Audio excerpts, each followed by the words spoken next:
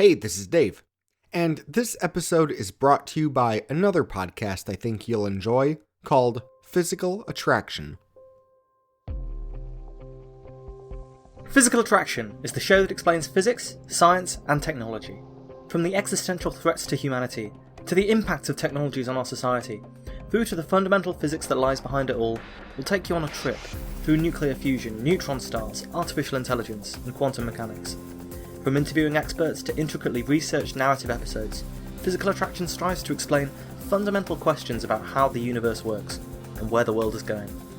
You can find Physical Attraction at www.physicspodcast.com, on social media as PhysicsPod, and wherever you listen to podcasts. www.physicspodcast.com.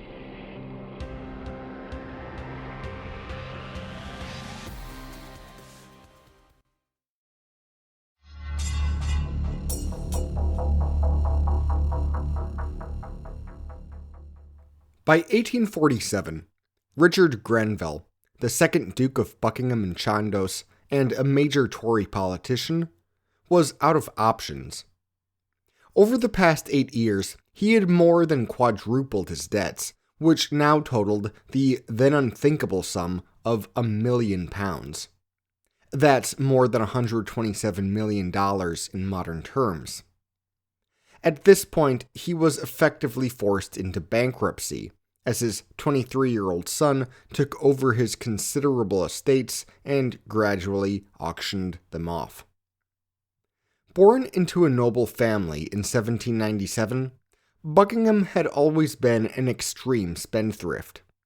At age 21, he began his career in Parliament, representing Buckinghamshire in the House of Commons, while he waited to succeed his father in the House of Lords. As early as 1828, his father's agents had to have a sit-down with him about the expenses. Between his time in school and his early married life, Grenville had racked up £50,000 of debt, thanks in part to the high interest rate of 9% at which he was borrowing. This was in spite of the fact he was receiving an extremely generous allowance of £6,000 a year from his father. The family bailed young Grenville out of the jam, but 4 years later he was back, asking his mother for money. As the only daughter of another duke, a lot of the family's money was hers, and she had a lot of say over its management. She refused to help her son, causing him to have alternately wheedled and bullied, pleaded, and stormed. So, by the time his father died and he took over the estates as Duke of Buckingham and Chandos, Grenville had amassed about £200,000 of debt. And from there, as Duke, he really let himself go of any financial ambitions he may have had. It's not clear where all the money was going exactly. He certainly bought a good deal of land, as did his father.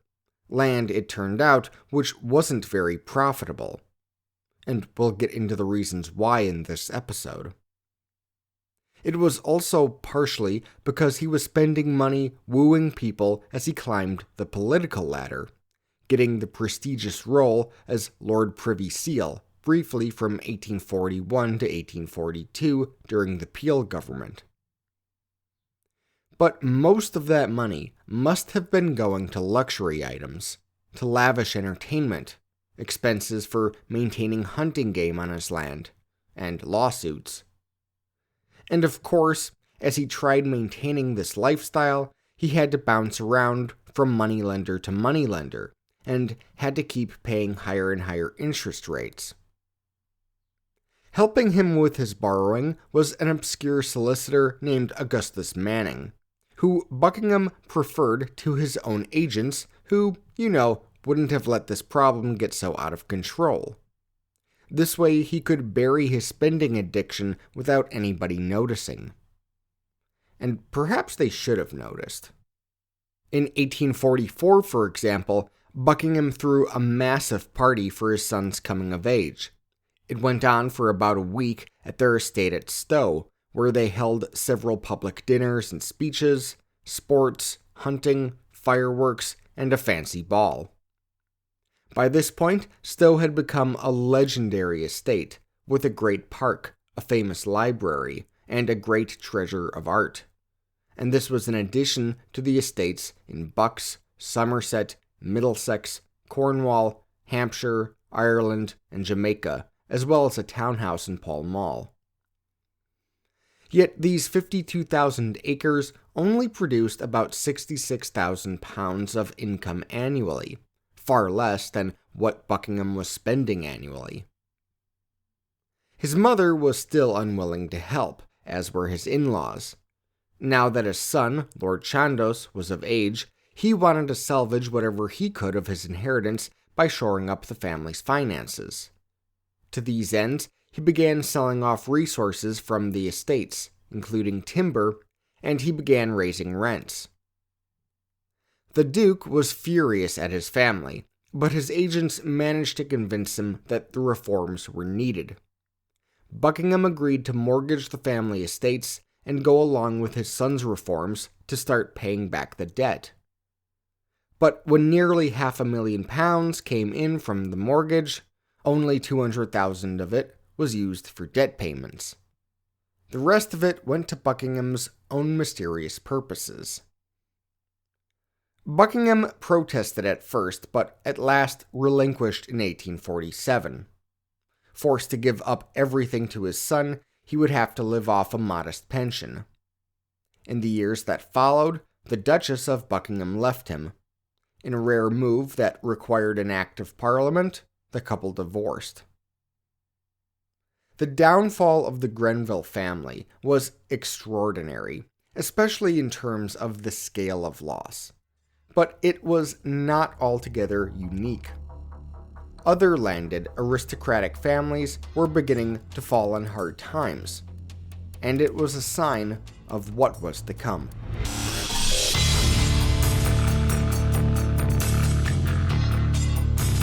This is the Industrial Revolutions. Chapter 43, The Decline of the Gentry.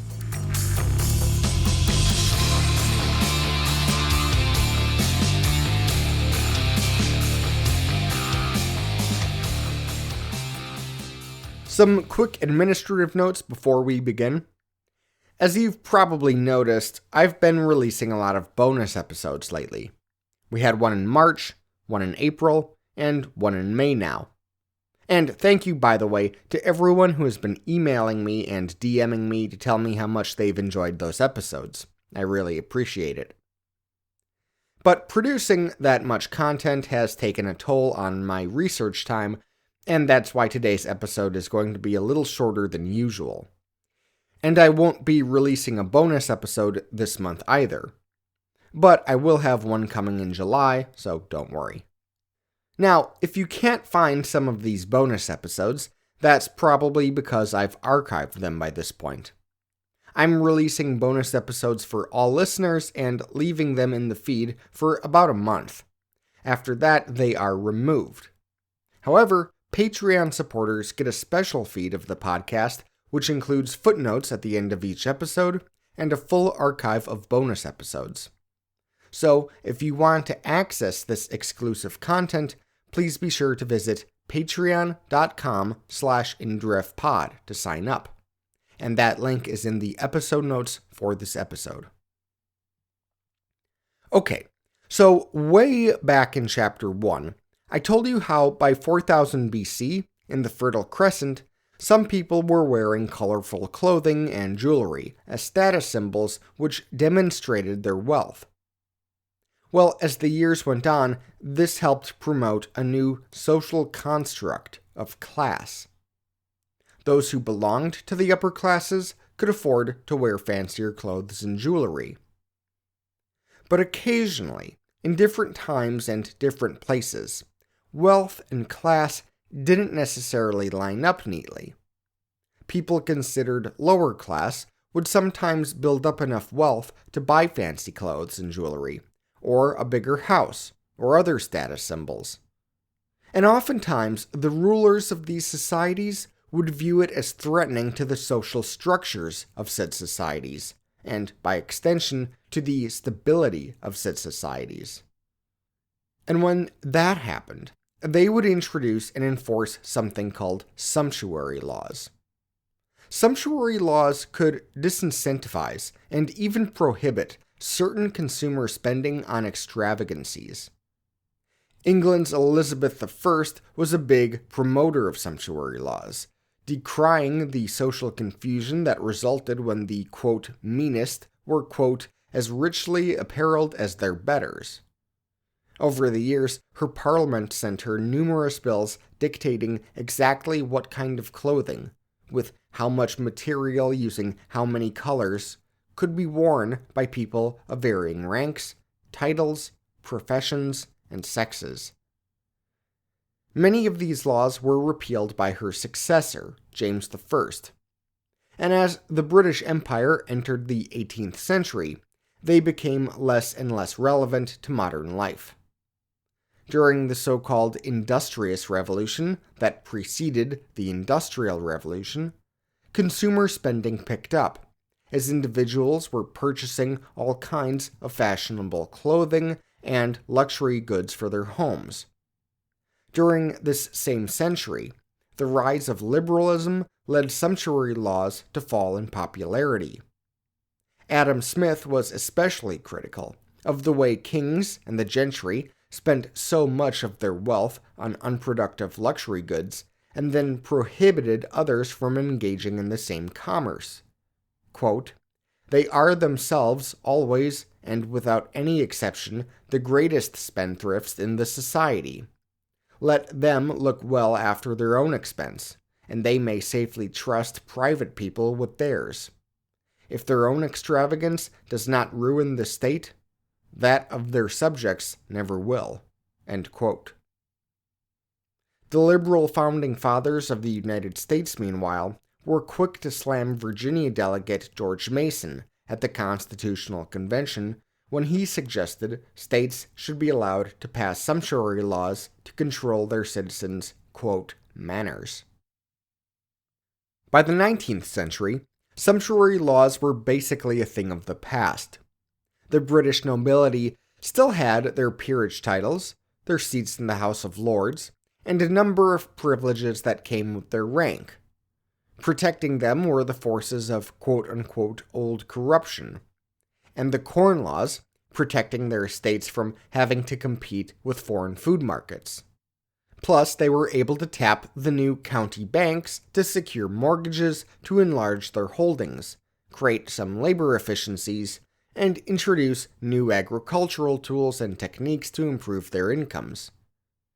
The Royal Army and Navy, meanwhile, effectively barred non-aristocrats from becoming officers.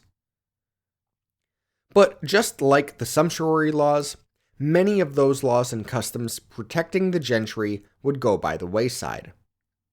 By the end of the First Industrial Revolution, the Great Reform Act had given the bourgeoisie greater political power. The Corn Laws were repealed, and many landholders were forced to sell their property to canal companies and railway companies. By the start of the Second Industrial Revolution, further reforms expanded political power to the working classes and updated the tax code to the benefit of manufacturers. Thanks in part to these reforms, and in part to the growing comparative value of manufacturing, the value of land fell throughout the 19th century. But at the outset of the century, the Napoleonic Wars gave the gentry a false sense of economic security. The wars had created a great inflation of food prices, with the price of wheat doubling during these years. As a result, many aristocrats, like the Duke of Buckingham and Chandos, had borrowed money to invest in more land or to improve their estates with drainages or enclosures. As in Buckingham's case, these investments didn't tend to pay off. Another example were the Dukes of Devonshire, who wound up spending roughly half their annual incomes on interest payments. And then came the repeal of the Corn Laws. In the 50 years that followed, grain prices fell from a peak of $3 a bushel to just 50 cents. Rates of return on rural property fell from 3.65% in 1845 to 2.51% 40 years later. So these are among the developments of the first industrial revolution, which would slowly eat away at the power of the British aristocracy over the course of the next 100 years. Continental aristocrats faced a similar downward trajectory, though not always for the same reasons. While the repeal of the Corn Laws was a uniquely British event, the British aristocracy did not face the same kind of pressures that continental aristocrats faced in the aftermath of the French Revolution. If you'll remember back to chapter 21 of this podcast, you'll recall that the third estate of the Estates General, that is, the commoners, turned their body into a National Assembly in July 1789. Meanwhile, in the countryside, peasants had started resisting all facets of feudal authority. They refused to pay taxes, tithes, and rents. They destroyed noble properties and set fires to the records demonstrating who owed what to who. And then on the night of August 4th, one of the political clubs of the National Assembly hatched a plan to put a dent in feudal traditions. But that plan quickly spiraled out of control, and soon enough they voted to eliminate practically all traditional privileges and feudal rights of the nobility. This included noble hunting rights, tolls and tithes, and the last vestiges of serfdom. In the months that followed, many liberal nobles gave up their titles, including our old friends, the Duc d'Orléans and the Marquis de Lafayette. And in June 1790, those titles, as well as other status symbols of hereditary nobility, were banned anyway. Rather than accept this, a lot of nobles decided to leave France, and these émigrés spread across Europe and even to America. After Napoleon wrapped up the revolution and created his empire, well, he created his own nobility, made up of all sorts of folks, but especially his meritocratic military officers. After the restoration of the Bourbons, these new nobles were awkwardly mixed together with the old nobles. It was well known that around 1840, roughly half of all French nobles came from families that had been commoners prior to 1789. Plus, it's not like the old nobles could get their lands back all that easily. After the revolutionary government had seized the lands, they sold them off. And even the restored Bourbons were freaked out about the implications of taking those lands away from their new owners to return to the old. These dual revolutions, the Industrial Revolution and French Revolution, similarly affected the nobility of the Austrian Netherlands. First, France invaded and annexed land. Then Napoleon's legal code was introduced, dismantling many vestiges of feudalism. And then Liebenbauer's and William Cockerell introduced mass manufacturing, shout out chapter 22, further disrupting the economic order. Those noble families who became impoverished under these circumstances were not restored when the hard times passed. But those noble families that survived the dual revolutions in the Austrian Netherlands, which by this point will be called Belgium, well, they would continue to survive the 19th century. In Prussia, too, the Napoleonic legal code had shaken up the old order. Landholders became landowners, as feudal traditions gave way to capitalist agricultural practices.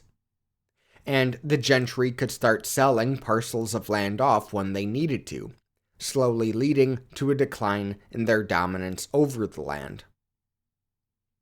And across Europe, the nobility would also see a decline in their political dominance, because in both Britain and Napoleonic France, the state bureaucracies were increasingly prioritizing merit over station at birth. competitive examinations for civil servants became the favored way of ensuring competent governance. In Great Britain, for example, followers of Jeremy Bentham successfully pushed for merit examinations for the Home and Indian Civil Service, much to the chagrin of the aristocracy, who were used to being the de facto holders of such offices. In France, administrators were drawn from a competitive national body of scholarship winners. And as the gentry slowly declined in relevance throughout the 19th century, a rising bourgeoisie would gradually fill their place.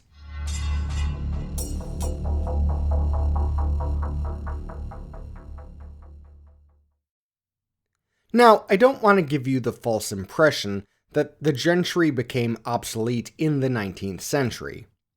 It wasn't until the years between the Second and Third Industrial Revolutions that the dramatic fall was seen, and we can get into the reasons for that dramatic fall later.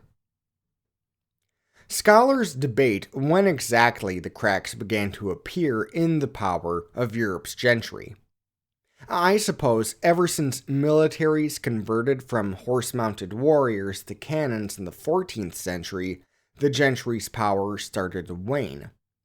Many scholars believe that the development of modern finance and capitalism in the years that followed played a big role too.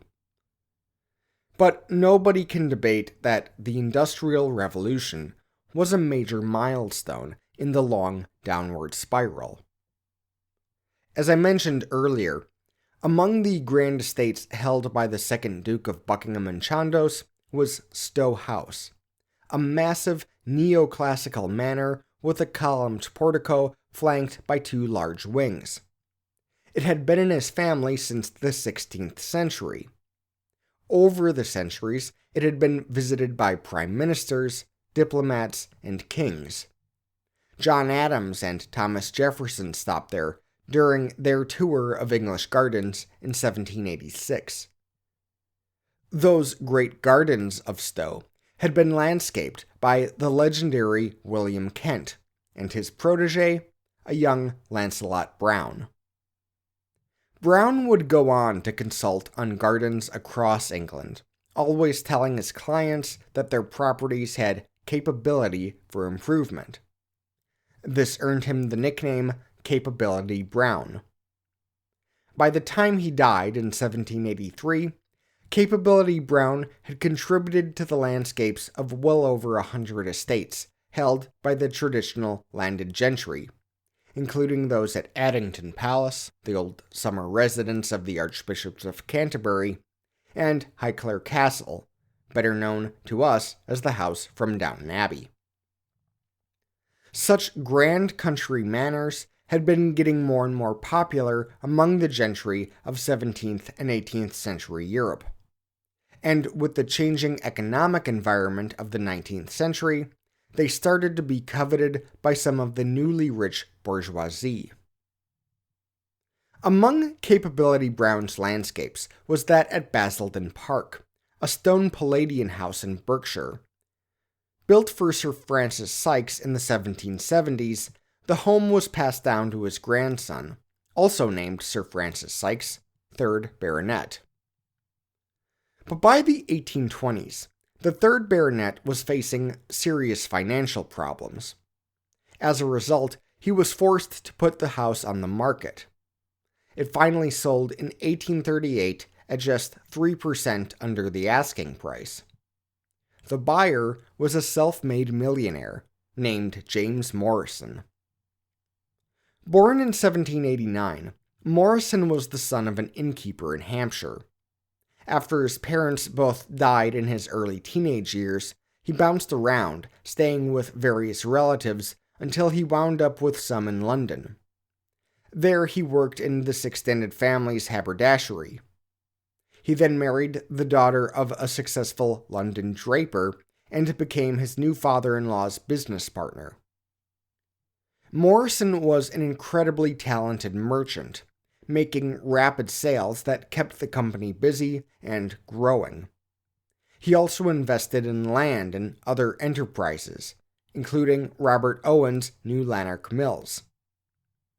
Much like the railroad builder George Stephenson, shout out Chapter 30, Morrison was self-educated, and he would go on to become a Whig MP. That a totally new man like James Morrison could join the ranks of the gentry was not unnoticed in these days. And he wasn't alone. He was following in the footsteps of guys like Sir Richard Arkwright and the elder Sir Robert Peel, father of the Prime Minister, who started out as textile manufacturers and bought their way into the landed elite. Then there were the Rothschilds, who didn't just use their fortunes to become barons, but Jewish barons, something unthinkable in European history. Another of these capitalists who pulled himself into the aristocracy was Henry Isaac Butterfield. Born in 1819, Butterfield's ancestors had been traditional textile weavers in Yorkshire. With the capital from his father's small wool stapling outfit, Butterfield was able to build a successful trade and manufacturing business with his brothers, exporting woolen cloths which were mass-produced at their mill. At the end of the First Industrial Revolution, Butterfield bought the house known as Cliff Hall, northwest of Leeds. Built in the 1820s and 30s, Cliff Hall had been designed by architect George Webster in a Gothic revivalist style. Butterfield didn't just appreciate this architecture, he added to it, building a tower and installing a griffin motif, which he also adopted as his heraldic crest. He then renamed the house Cliff Castle. Butterfield wasn't just using his millions to buy himself a big mansion. He was deliberately using his fortune to create the appearance of nobility. Living in a castle and designing heraldry allowed him to project the facade of noble lineage. It suggested that his wealth was tied to his heritage, that, like other aristocrats, he was descended from the landed warrior elite, rather than poor woolen weavers. In fact, there were a great many ways in which the industrialists, bankers, and other nouveau rich capitalists sought to emulate the traditional aristocracy. As Eric Hobsbawm put it, quote, "The wives of enriched treasured drapers would become ladies, instructed by numerous books of etiquette and gracious living, which multiplied for this purpose from the 1840s." End quote. These aspirational endeavors were similar on the continent, where wealthy and career-minded parvenus worked to break into the worlds of national service and intellectual clubs and salons. The French bourgeoisie in particular sought to mimic their country's aristocratic culture, including their literary and romantic pursuits, in ways the Puritan British bourgeoisie would not have. Again from Hobsbawm, quote, "Thus the marked preoccupation of French prose literature with subtle psychological analyses of personal relationships, which can be traced back to the 17th century aristocratic writers, or the formalized 18th century pattern of sexual campaigning and advertised lovers or mistresses, became an integral part of Parisian bourgeois civilization. Formerly, kings had official mistresses. Now, successful stock jobbers joined them." End quote. When huge numbers of the nobility fled the French Revolution, the cooks from their country estates and Paris hotels lost their jobs. And with no one to serve, they instead established high-end public restaurants like the Café Anglais and the Café de Paris, where later the aristocracy and the bourgeoisie would eat side by side in the early 19th century. Like Morrison and Butterfield, wealthy continental capitalists also bought themselves country estates. Across Europe, the Rothschilds bought and built some of the most beautiful chateaux and villas to be found. And at these houses, they would entertain guests, especially politicians they wished to cultivate, with lavish dinners, balls, and hunts. But country manors like these had traditionally been the epicenters of the old feudal estates. The Rothschilds, by contrast, had little to no interest in agriculture on their lands. As Karl von Rothschild warned his brothers, quote, "Often these estates bring in not more than 2%. They invested in their estates not for the rents, but for the status. To these ends, they also invested in the traditional honors, seeking entry into the orders and offices in which the aristocracy could distinguish themselves. This way, they were also able to don uniforms for special events like coronations. Solomon von Rothschild got medals to put on his uniform when he received the Order of St. Vladimir from the Tsar in 1822. And James D. Rothschild got to don the Knight's Cross of the French Legion of Honor. Not that they took it all too seriously. Karl joked that the coat of arms they had to produce was, quote, part of the racket. James joked of the uniforms that, quote, if you go to see a minister here, you must always be made up as to visit your bride. And because many of these orders had strong Christian overtones, with medals in the shape of crosses, the Jewish family did need to have a conversation about it beforehand. In fact, Amschel always refused to accept such honors. Yet the Rothschilds, like other nouveau rich social climbers, were not readily accepted into the upper echelons all that easily. When James introduced his wife to the Duc d'Orléans, unprompted, for example, it was seen as distasteful. Same as when he referred to Count Potocki by his Christian name, Stanislaus. He was throwing the best dinners in Paris, which the French aristocrats were delighted to attend. But when they showed up, they would ridicule him together behind his back. Nathan Rothschild, meanwhile, seemed to care very little what the old aristocracy thought of him. There are countless stories of him shocking his genteel guests with his boorish behavior. On at least one occasion, he bragged to them about how much the dinner they just ate cost him. During a conversation about music, he jangled some change in his pocket and said, "That's my music." In this new world of possibilities, and the upending of the traditional socioeconomic order that went with it, a slew of writers began exploring the topics of class and money and labor. And we're going to talk more about them and the many ways that capitalism and industrialization shaped the culture of the early 19th century next time on the Industrial Revolutions.